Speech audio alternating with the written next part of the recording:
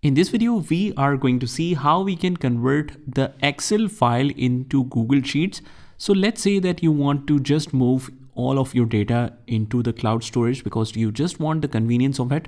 You can simply import that directly into Google Sheets without needing to copy or paste anything.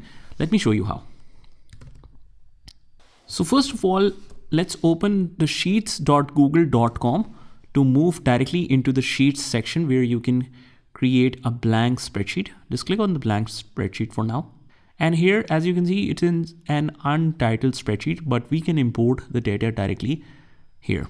Click on the file and click on import.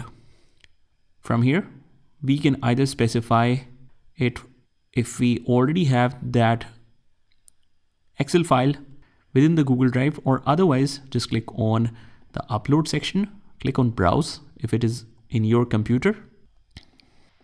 So this is the file that I want to convert into a Google Sheet. Right now it is an Excel file. Just select this, click on open. It will take some time to import data. It says, do you want to replace the spreadsheet, insert a new sheet, create a new spreadsheet, or what? So we will keep it to the default function, that is replace spreadsheet. Click on import data and just wait for a moment. It will process a little bit and then you can see that it has fully converted your Excel sheet and imported that into a Google Sheet. All you have to do after that is just rename that file to whatever name we want. We just copied and paste that pivot table start because that is a practice assignment on Google Sheets.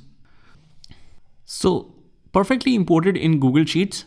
After that, just make sure that everything looks fine. You might need to tweak it a little bit. You want to convert it into some formats, or you want to make some adjustments according to the Google Sheets, but that's not always necessary.